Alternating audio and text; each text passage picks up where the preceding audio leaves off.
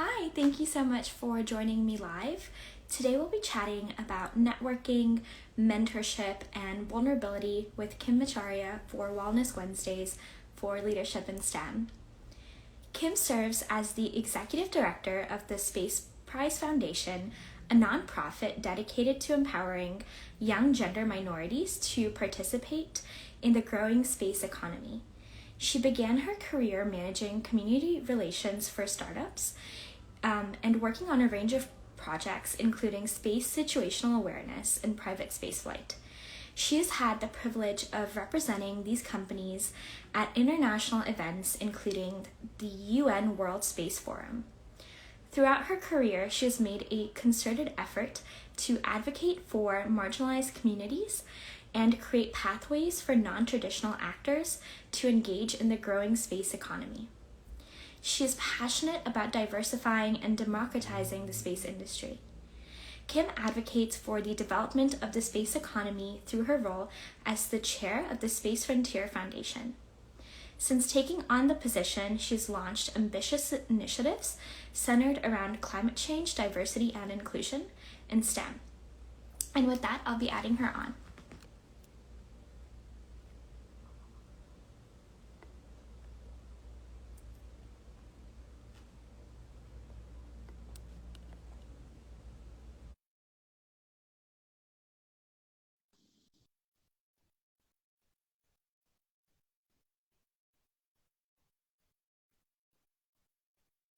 Hello.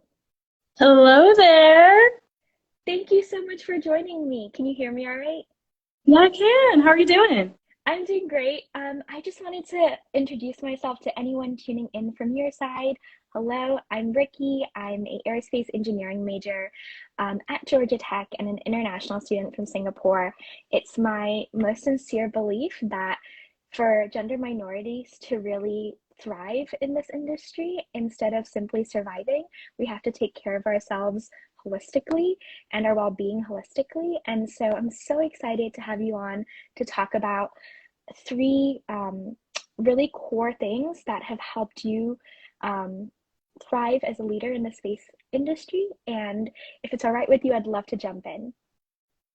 Yeah, let's go for it. Okay, so our first topic is networking. And we hear about networking a lot as students and young professionals. And my first question for you is, what did managing community relations for startups, for things such as SSA and private spaceflight, teach you about networking?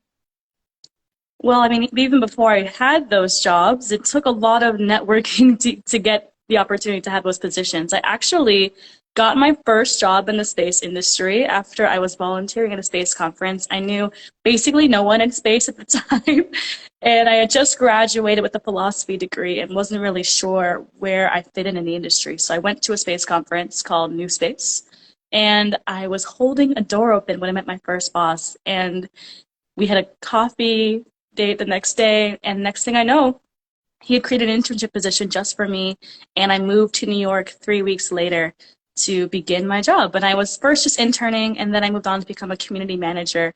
And in that role, I really had to focus and up my networking skills. I got the opportunity to go to conferences all over the world in Ethiopia, Luxembourg, Hawaii even. And each time I went to all of these major events, I really had to go in and represent my team well because I was often the only person from my team there, which was a bit of pressure because I was also the youngest person on my team at the time. But I really tried to take a fearless approach to it and just tried to, basically approach anyone and everyone who I thought could really benefit the work that I was doing at the time. And thankfully, things worked out pretty well. And I think I've built up a pretty good network thus far. That's incredible. I want to backtrack to that moment when you held the door open for your boss and you had a conversation the next day. What sort of preparation went into sort of communicating your story to be Mhm. able to have that internship that was created for you? Because personally, for me, like being authentic about like why I cared for like my particular niche of system safety was why I had an internship created for me as an international student, which feels like such a tough place to break into. And so I'm always curious about this because I've only had like my story as an anecdote to kind of lean on. And so I'm so interested to learn about what you think in reflection really helped set you up for that creation of that role. Well, thankfully, that conference wasn't my first rodeo in regards to being at a major event where I knew just about no one. I had previously attended film festivals at the time. I thought I was going to work in entertainment before I jumped the ship and went into space. And when I would go to these film events and other marketing festivals, I would do a ton of research beforehand and figure out exactly which speakers I wanted to talk to, which companies I wanted to engage with, and I would be incredibly prepared. And even when I would go sit in on panels and discussions, if I saw someone on stage who I wanted to talk to, I would be taking notes, Googling them, so that the second they stepped off stage, I had something meaningful and impactful to say to them. And that really paid off quite well for me. There was actually one summer where I really honed this skill. I was attending the Cannes Lions Festival, which is the biggest marketing and advertising festival in the world. And I befriended a number of CEOs from major companies, and I really feel like a large part of why they really bought into my story that I was telling them was because I had done all that initial research and found meaningful ways to engage with them. And so that's something that's worked throughout my career. And I've kind of also, whenever I go to conferences nowadays, I do have a bit of an elevator pitch in mind. I go in with strong and clear intentions. And so at that point, when I was at that specific conference, the New Space Conference back in 2018, I had this spiel centered around wanting to democratize space. I would tell everyone about this paper that I wrote during my senior year of college. I wrote my thesis on democratizing the space industry, and I kind of had that spiel down packed by the time I had met this gentleman. And so once I spoke to him, he was also very passionate about democratizing space using blockchain technology. And so the connection was just so genuine and authentic.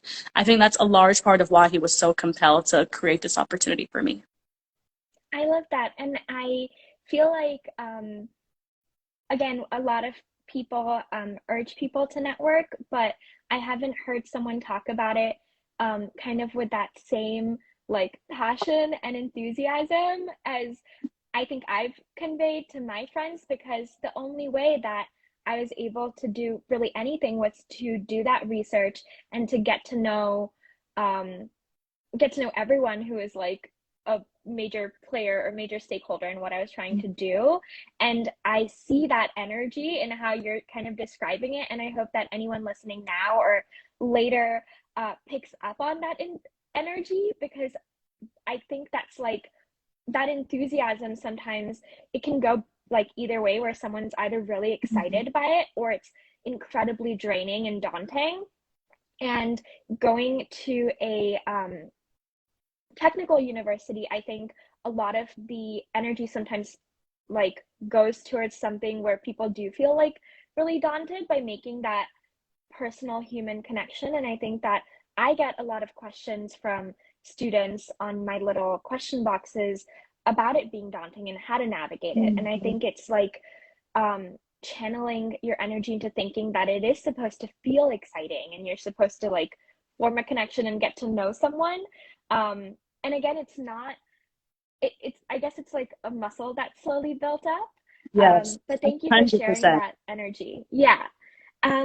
I guess I had another follow-up question to that, breaking it down for the folks who, again, do find it daunting, given how frequent of a question it is that I get.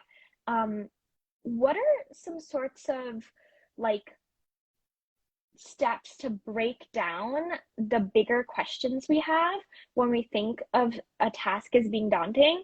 And how did you go about typing in key buzzwords? So for me, I would type in like system safety engineer into LinkedIn and find out every person, whether they were at a place I could work at or couldn't work at.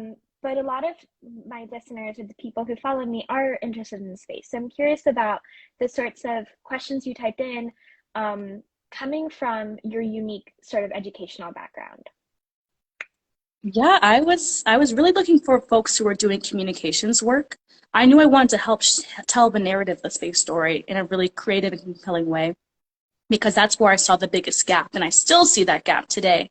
And so even just last year, I was looking for some new opportunities and definitely scourging around LinkedIn like a madman. And I would just search for folks who were passionate about democratizing space. It's actually a really great buzzword you could easily search for, finding people who are passionate about diversity and inclusion. And even if they didn't have positions that weren't exactly in relation to what I wanted to be doing, I would meet with them anyways and just get their thoughts and their opinions on the state of the industry. And a lot of those connections, ones that you thought would have led nowhere, actually have had the most profound effect on my career. I started a communications side hustle last year, assisting space companies with their communications and space leaders. And a gentleman, I just casually connected with him on LinkedIn because we were both members of the Space Frontier Foundation community. And I knew nothing really about him, but his job sounded interesting, even though it wasn't something I personally wanted to pursue.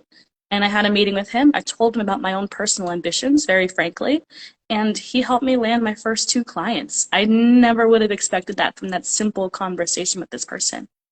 And even furthermore, I think one big part of this is about being consistent with your follow-ups.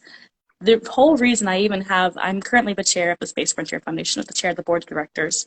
And the way that opportunity came about actually was about a year ago. I'd been on the board for about a year at that point. And I was contacted by one of the founders of the Space Frontier Foundation, or I had reached out to him actually. And eventually he found his way back to me after I had sent him a number of little follow-up emails, just kind of poking him. And I remember he was like, Kim, I only have 20 minutes to talk. This has to be quick. And I was like, okay, let me get my points together. And he gave me a whole hour. And shortly after that, he had kind of schemed with one of my fellow board members at the time. And they decided that they thought I should be the chair. And they really advocated for that quite heavily to the rest of the board. And then I later took on that position in August. And it's been a fantastic joyride ever since. But that opportunity in of itself just came because I was persistent in reaching out to this man, only to get insights and just learn more about his experience in space. But next thing I know, he's creating and opening an incredible door for me. And I'll make just one more example too, just because it's kind of interesting. My day job, I serve as executive director for Space Prize. And I got that opportunity. Someone called me out of the blue in October and told me that they were looking for someone to run a contest where they'd be sending 2 women to space. And I was like, that's an easy yes. I am so in. But the way that opportunity came about, it was from a woman who I had found on LinkedIn. I knew nothing about her. I was just searching space communications. And I just set up a simple intro call. And we had a really great, fantastic time speaking. There wasn't really a clear next step as to how her and I could engage. We eventually started working on a couple side events together. But that relationship has blessed me in so many ways. And she was the one who gave me this call and told me that someone she knew was looking for a special person to fill this position. And so within 2 weeks after I'd had that phone call with her, I had this new job. And this has been an incredible ride thus far, getting to run this contest centered around empowering young women to participate in the growing space economy. So, I mean, networking is it's really my bread and butter. I don't know what I would do without it. Absolutely. And in terms of just the resistance that I mentioned that some students face, no matter what industry they're in, looking to either work in just the space industry or the aerospace industry more broadly, I was curious what sort of tips you had on building and fostering relationships after an initial connection. So what follow-up actually looks like, what it feels like, and how you know that someone is sort of invested in you, because I think there's a gap between students getting scholarships to attend these conferences around the world, and the follow-up it really takes for someone to feel like they've made a genuine connection that will carry on. And I know sometimes connections get dropped or picked up again, but I was curious what has helped you sort of continue them. I think a large part of it comes back to me knowing my own purpose and my own intentions, because from there, once you're starting to engage and follow up with folks, it gets so much easier to build out genuine, meaningful relationships, because then if they can see your passion, if they can sense your energy, they're going to want to talk to you. Trust me when I say a lot of the major executives and leaders running the space industry, at least, are so easily down to help out and inspire the next generation, whatever capacity they can. And so just knowing that alone is encouraging to me. And so when I think about others struggling and finding this resistance, I think it's more just about you coming back to yourself and understanding what you're looking for. Because a lot of times what I see from students and students who I wish I could help, but I'm not sure exactly how to, is that I can't see a clear avenue in which to uplift them. And so you can identify that for yourself and then learn how to communicate that in a clear way. That's a big part of it, I think, of what's going to get you to that next step of actually creating meaningful relationships that have true impact on your career. It's that intention first and then the action. Absolutely, yeah. And I think what's so interesting, what has caught me for all of these conversations I've had is um, I bring speakers on to chat about wellness and well-being, and that's never really been at the forefront of the conversations I've had as a STEM student, really. So this is my way of doing that. But every single leader has talked about self-awareness. And so it's this common thread amongst like all of these different topics is what I'm hearing to effectively network is to have that self-awareness, is to know about your purpose and passions. And these are lofty, but can be sort of chipped away. At least with one of my tools is just journaling and just like trying to answer it by yourself. But thank you so much for sharing that because I think that's a really important message.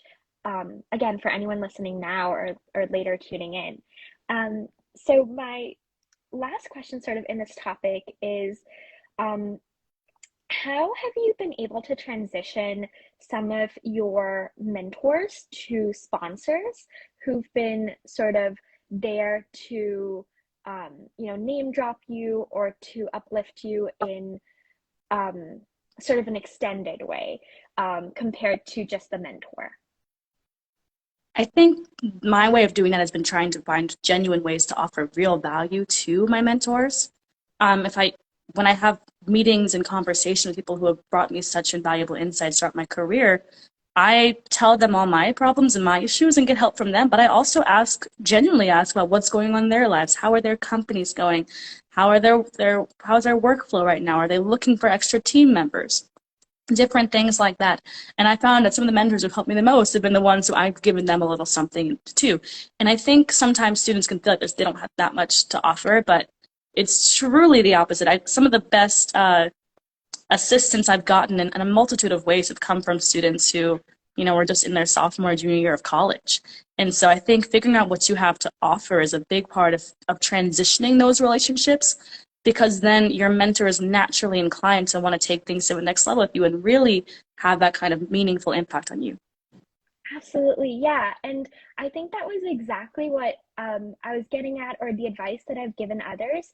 But something Mm-hmm. that they get really stumped on is just the wording of the question. And I was wondering if we could just like workshop that right now very quickly. So, for example, I have a call like next week with the like president North Americas of this like aerospace company. And I know that he's an alumni of my school and he can help me, but maybe this is the first or second time I'm speaking to him and I want to continue building this relationship post graduation. It's like a very real situation.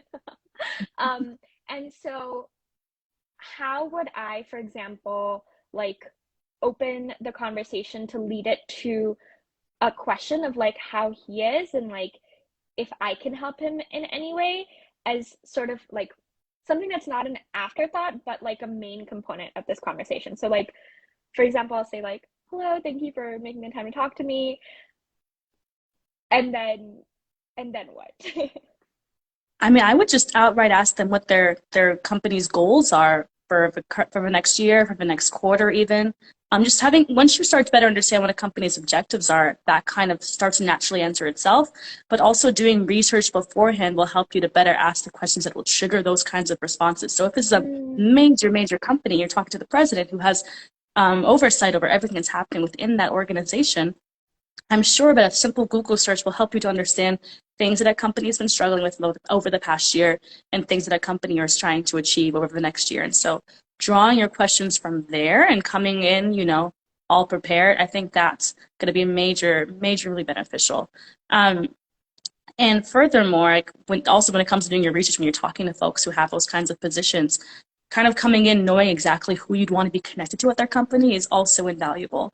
I've gone to meetings where I knew that this person used to work for XYZ person who I really, really want to get in touch with, and I'll just outright ask that in that meeting, in that call, to get, and usually works, I'll get an introduction to someone who's pretty incredible who I never would have met otherwise. So it really oftentimes comes back to doing your research, because I think in your research, the questions that you're looking for will actually just be found there.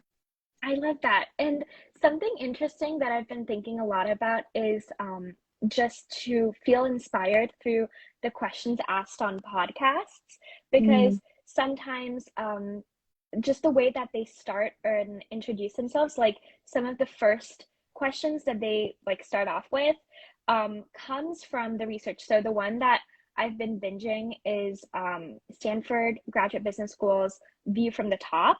And each one is, and why I particularly like that is because their student body, I think, is 40% international. And so I hear a different accent every time from the interviewer, which I really like.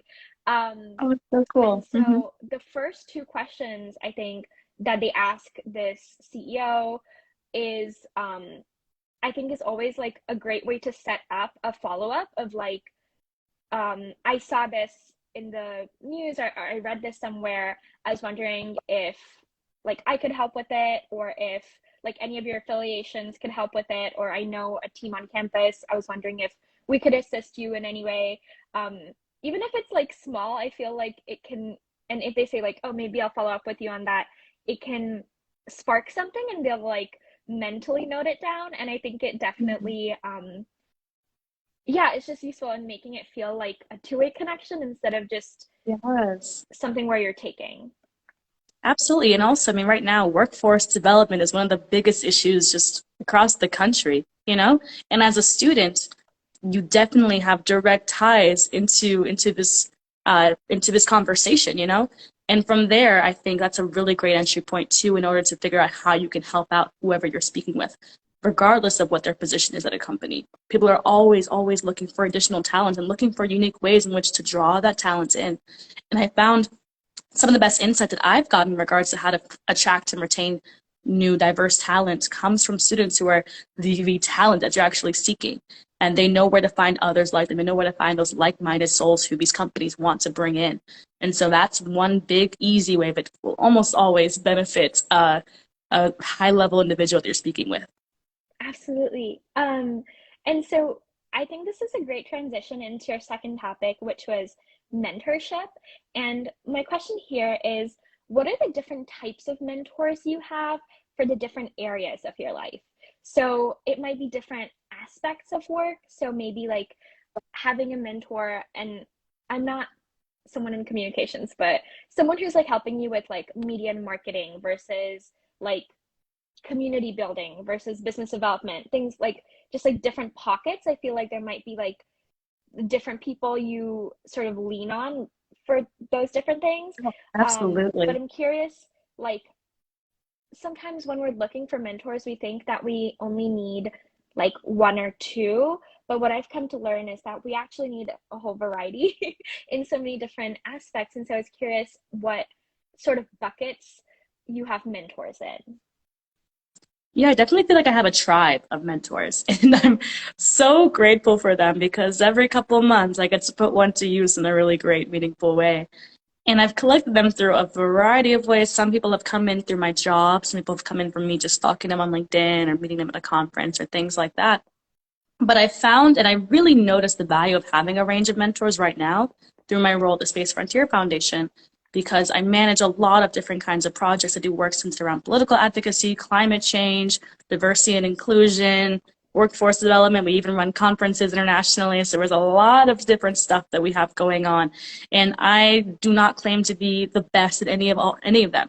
So I work with a lot of really great experts and leaders all the time to figure out how to best develop and create and curate these projects that I have going on. So I definitely have someone who helps me get connected. I have a few super connectors, so I just know anytime I send them a note, they're going to basically connect me with whoever I want to know.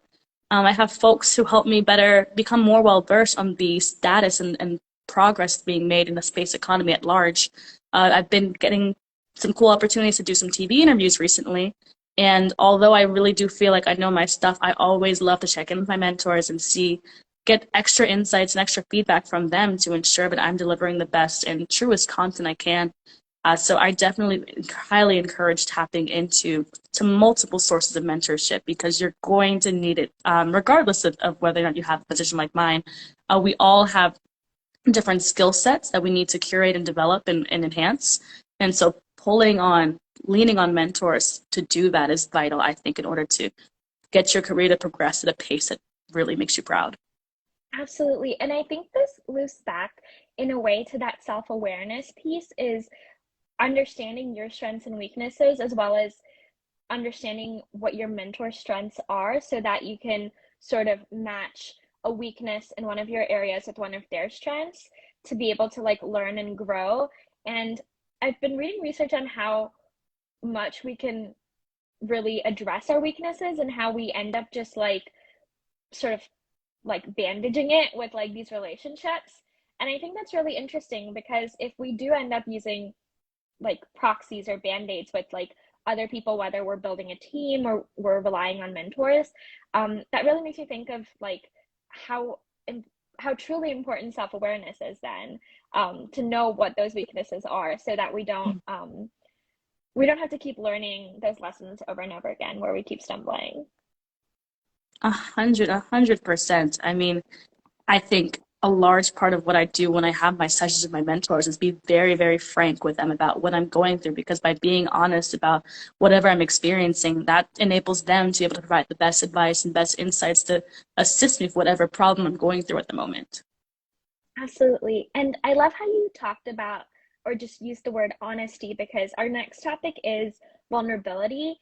And my first question for that was, how do you show up vulnerably and authentically as a leader? And I think this transitions really well between, again, just being honest with your mentor and showing up vulnerably there, so that you actually get to ask the questions you had and you don't have to put up a front. But I'm curious how this has transitioned for you as a leader, both as a chair and as the executive director, because I think in the environments, particularly in like STEM classrooms, teams, a lot of the times I've personally witnessed how the environment forces us to sort of put up a front, to either know everything or pretend we know everything. And I feel like being vulnerable or being authentic in some of these companies, organizations, teams, is almost like a little sign of protest. And particularly for gender minorities, I think when it's like, do you assimilate? Do you stand out when you already stand out more? And so I think this is vulnerability in this particular situation is so layered. I mean, it always is. But my main question is, how do you show up vulnerably and authentically as a leader? Yeah, and thank you for that really beautiful framing that you just gave. I try and bring my full identity into every space I enter. That's definitely taken a lot of time to get comfortable doing that. I mean, like I mentioned with the conference where I got my first job at, I believe I was the only Black woman there the first 2 days. I think somebody's wife showed up who was Black at the very last day of the conference. And so I've always had to get accustomed to learning how to navigate around, these spaces, like just getting used to being the only one. And nowadays, though, I try and be really intentional about embracing all aspects of my identity, especially the marginalized sides of myself.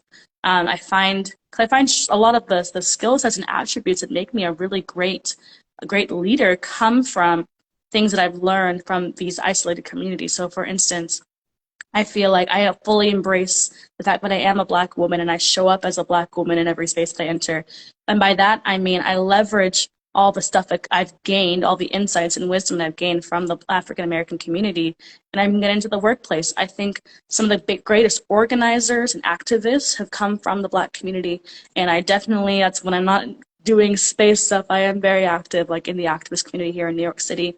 And so a lot of those organizing principles that I've learned from them, I bring into my community work that I do, my community management, to the programs that I launch. When I think about the fact that I also am a queer woman, I bring in that element of myself too, to my work environment, because I think some of the greatest people, some of the greatest parties, events I've ever been to, have been queer hosted events. I find the queer community lives life in such a beautiful, vibrant way. And that's a certain dynamic and energy that I've tried to bring in to the space community, which I think people often say can seem a little dry, can seem kind of elite and elusive. And I think the queer community does a great job at welcoming everyone, even though they're not always welcomed, in various spaces around the globe. And so I try and create a really warm, welcoming, inclusive environment in all organizations that I happen to have leadership positions in. And so being able to be comfortable being who I am allows me to better tap into the skill sets that each of these aspects of myself have blessed me with. I love that. And thank you for sharing, again, openly, just like all parts of your identity, even on this conversation, because it helps me to then guide students listening, because I just want there to be a representation of all forms, so that when they like scroll past these videos, they can read the bios, read the headers, and say, oh, like me too, and I want to listen in. So your vulnerability, even through this conversation, is so powerful, because it helps it just helps people in the community see themselves in you. So I just wanted to thank you for that. Thank you. I think it's important. I actually had recently had someone who I would consider kind of a mentee made a comment to me.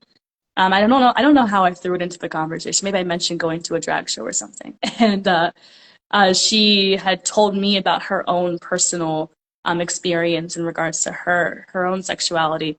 And just knowing that I helped to create an environment where she could be vulnerable in that sense, I found to be really powerful. And sometimes I debate, in the past, especially as I was kind of working my way through the industry and figuring out where I belong and all of that, I would often debate how much of myself I want to show. But the more I do show about myself, the better reaction I get, and the more I feel like I can actually benefit others who are coming up behind me, because I want everybody to be able to live their truth out loud in whatever way that means to them. And I think if we can get more and more people comfortable being themselves, I think that's a beautiful thing that's going to make all work environments more positive and more welcoming. Absolutely. So my second question sort of on this topic is, vulnerability is a sign of courage rather than weakness, as heavily researched by Dr. Brene Brown. What advice do you have for gender minorities who still fear being vulnerable in STEM settings, rooms, and industries? Because instead of them being celebrated further, they've actually had repercussions from being their full selves in these different spaces. And I think that's still, there's so many strides I feel that we've taken in the aerospace industry, but in these pockets of engineering teams and clubs that they have to like stay late to prove how committed they are, or even in research groups, like policy groups, like staying in the library late to show how committed you are. These things are still very prevalent and open up just a whole other buckets of things being said, things being done when people show up as their whole selves.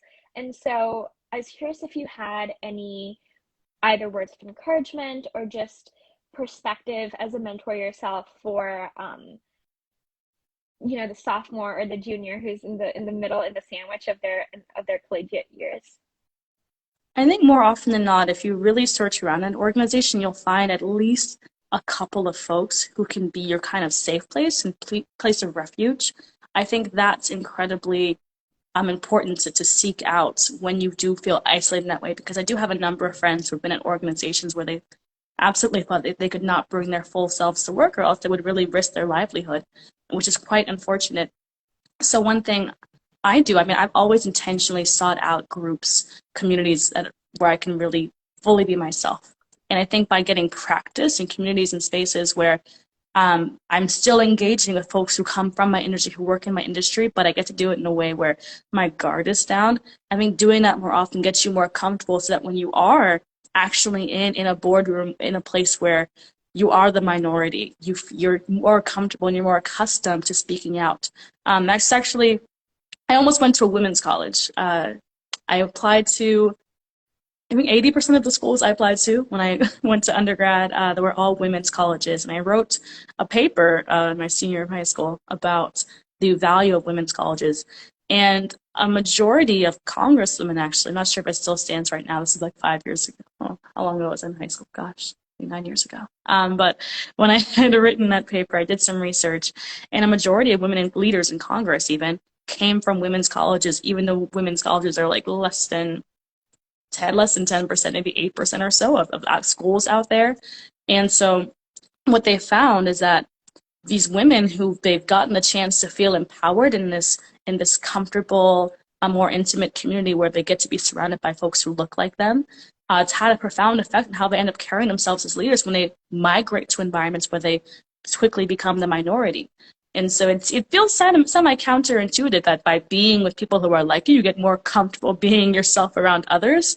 But that has a really beneficial impact. And there's so many, thank God, there's so many affiliate groups you can tap into nowadays where you really can find that community and engage with people who will make you feel comfortable and make you get used to using your voice, and they'll make you feel heard, and they'll make you realize that anytime you enter a space where people aren't treating you in that way, you're in the wrong space. And so by doing that, I think that it can really benefit students. That is so interesting. I haven't actually heard that perspective before, and it makes me like, I'm gonna write this down just to go and Google, what sort of folks are going into STEM from these women's colleges. I think I was introduced to someone who did engineering at a women's college up in Massachusetts.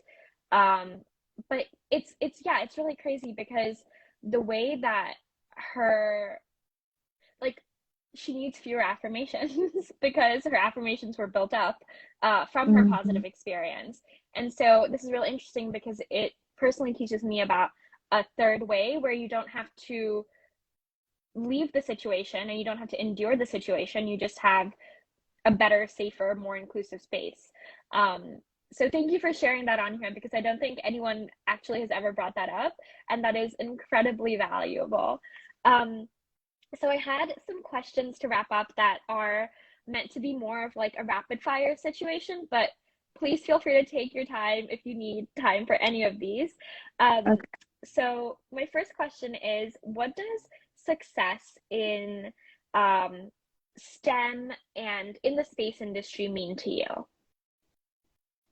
I joined the space industry not because I fully love space. I do love space now. I would consider myself a space geek.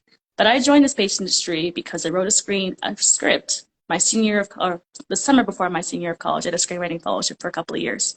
And my last script was a musical comedy about two women competing for a free trip to space that was inspired by like a thrift store jacket that I had. And it was my research actually for that script that led me to want to pursue a career in the space industry because I saw the lack of diversity. I saw how difficult it is to enter the space industry if you are a woman, if you're of color, if you're from a non-spacefaring nation. And so that's why I wrote my senior thesis on democratizing the space industry. And I've had the privilege of being able to work on projects that are directly dedicated to democratizing and diversifying the space industry, but in a way in which you're actually engaging directly with the general public and citizens, folks who are not actually working in space. I've had a really wonderful time doing that. And so for me, success is seeing the space industry be recognized as a valuable sector that contributes, to our everyday lives. Universal space literacy is something I really, really want to help achieve and push for and advocate for it. I'm trying to do that in all of my different roles. But I think if I could help the general public be able to better understand the value of space so you can properly invest in space, get people excited about working in space, make the industry more diverse, that's what success in STEM and space looked like to me. That's wonderful. And I hear so much alignment in just your mission statement, the role you do, and I'm so excited for this to fully manifest for you. And okay, so my next question is, what does wellness mean to you? Ooh, wellness. Wellness is something I'm constantly striving to achieve. Wellness is, to me, it means being at peace, which is just so hard to achieve, but it takes so much intention to, I think, actually feel and be well. Um, yeah, it's really mostly wellness to me is just being at peace and finding balance in whatever way you can. Thank you for that. Yeah. Okay, so my third question is, what does effective leadership mean to you? Oh, it means that you make your team members feel like what they do and who they are matter all day, every day. Being gracious, being kind, being forgiving when people make mistakes because we're all human, and treating the people you work with like they're assets because they are.